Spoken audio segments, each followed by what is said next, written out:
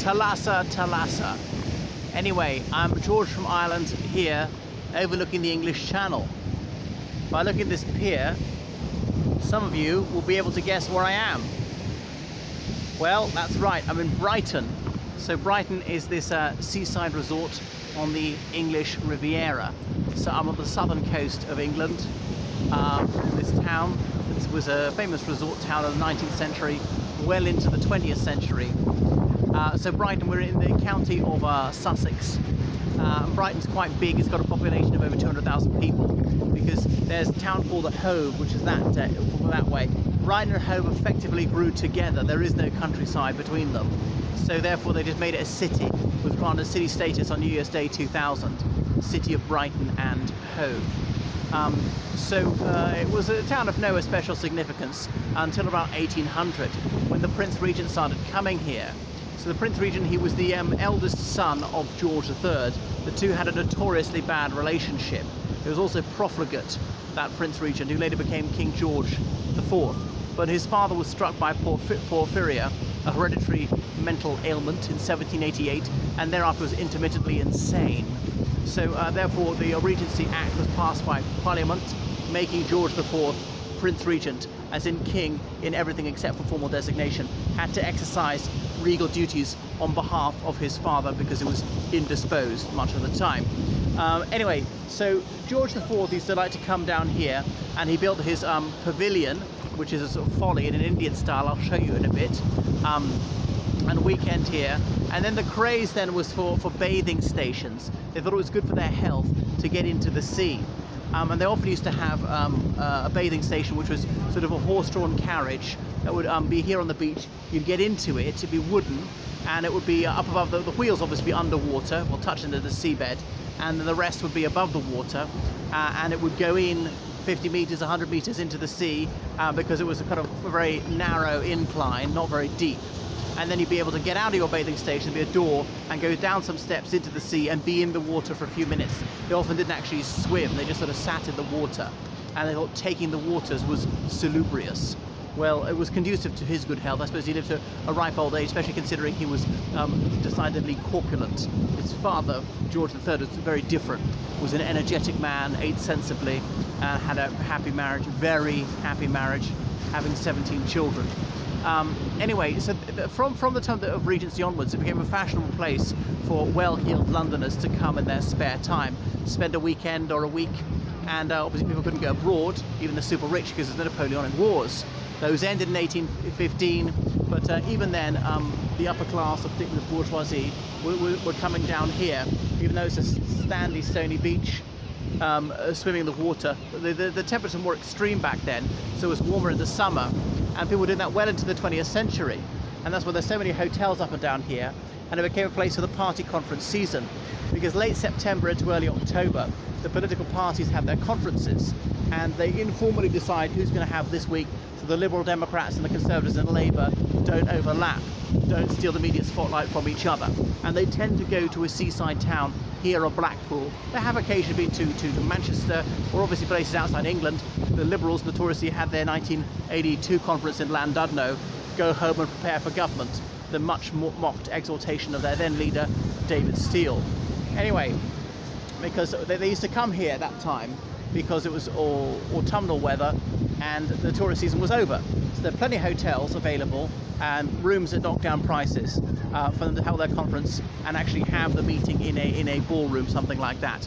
And notoriously, in the Grand Hotel Brighton in 1984, the IRA set off a bomb, but they murdered 4 civilians. They were attempting to kill the Prime Minister because of her indomitable will to resist terrorism, to keep the United Kingdom together, to uphold the rights and liberties of the people of Northern Ireland.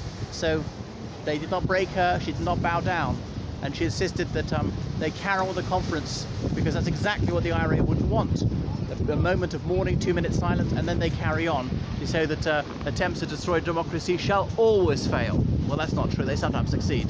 But Patrick Magee was later convicted of that and jailed. Sir Anthony Berry was one of the victims, and he'd been MP for Enfield Southgate, which was then won in a by-election by Michael Portillo, who by the 90s was seen as the real shooting star of the Conservative Party, tipped as a future Prime Minister. but now he's been reduced to making travel programs whilst wearing these straw-coloured jeans.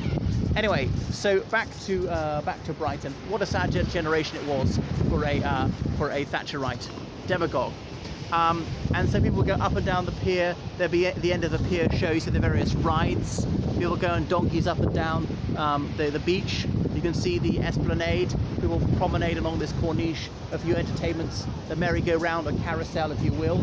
And there'll be juggling acts. There'll be circuses here and things like that, and magic shows, people telling fortunes and what not. There'll be a freak show, various palaces of amusements, arcades. Casinos only as such allowed from the 1960s, by which time it was going into decline, because the upper class, they were jet setting by that stage. Foreign holidays were coming within reach of the middle class. By the 80s, the working class could get their package holidays to Benidorm, Antalya, wherever you will, you know, Fuerteventura or Shagaloof. So this place had almost went bust. There was indeed a kosher hotel for some Orthodox Jewish tourists, where on the Sabbath the lift would stop at every floor. You didn't have to press a button, okay, because that would be forbidden, and only serving kosher food and all the rest of it, and meat and milk kept in separate fridges with separate sets of cutlery and dishes. So that's it. It's had a bit of a recrudescence, and the late 19th century became notorious for the dirty weekend. If you wanted to come here with your paramour, you would do that, especially if it was an extramarital affair. So many hotels signed in an hotel en passe. An inordinate number of Mr. and Mrs. Smiths signed in. Of course, no ID cards in this country, they just give whatever name. So you couldn't be caught and divorced. There'd be no evidence you've been committing adultery because your name wasn't there. So what else about Brighton? There's Brighton Rock, that celebrated novel by Graham Greene, set here in the 1930s, if memory serves. And then it became really the gay capital of the United Kingdom from the early 20th century. Why? I suppose associated with the dirty weekend, a bit more of a louche and tolerant ambiance, that bit closer to France. Of course, Napoleonic lands had no law against homosexuality. The Napoleonic Code abolished all that. Was that an oversight by the Emperor Napoleon, or was it because was it deliberate because he wished to favour his elder brother younger brother Louis, who was a homosexualist? I don't know. And you can certainly do day trips to France back then on the ferry. What else about this place? Well, going my way sailor, you know, seaside towns tend to be like that. Not that it was ever much of a port. There isn't any particularly suitable harbour, as you can see, because the water's very shallow here. You want deep water coming right up to the land so that the ships can disembark passengers, load and unload. And then the Green Party got their only ever MP elected here, I think it was in 2010, Dr. Caroline Lucas, which they hold to this day. There's a particular area of town called Kemptown, but known as Camptown, which is where the gay community is very strong. You see a lot of rainbow flags. So gays are probably about 10% of the population here in Brighton, but that's still higher than anywhere else in the UK. And look at here, this donut feature. From far away I thought, would it be big enough people can climb through? Unfortunately it's not. So there was a pier over there that burnt down decades ago, and they just left a bit of it right out there. Then you probably can't see with the naked eye, there's a wind farm. They're wind turbines out at sea. So that's the best place to have them, because of course there are no trees or buildings to slow down the wind, and getting more and more of energy from that, because only about 10 years ago the United Kingdom got only 1% of its energy from renewables. It's much higher now. I don't know how high it is, but finally technology is becoming affordable and efficient. Up until now it really wasn't. Had to get a subvention from the government, and that's what happens with technology. It's always pricey and fairly inefficient to begin with, and at some point you reach a breakthrough and energy independence is within sight. Another thing I can point out about Brighton is you see that massive obelisk thing. I don't know what else to call it, but this huge pole, a couple hundred meters tall, that is for this glass room up and down. I don't know what else to describe that chamber as, and it's run by British Airways. They call it a so-called flight. It's actually very slow.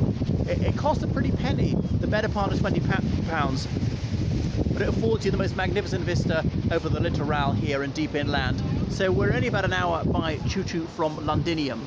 So that is enough about Brighton, which is a very vibrant and happening place. There are plenty of language schools here. In a typical summer, you get many foreign students coming here to brush up their English. Oh, and I see on the pier they got flags. You probably can't make it out from here, of Spain, of Poland, of Austria, of the Netherlands, and so forth. Okay, that's enough from me. Cheery bye-bye.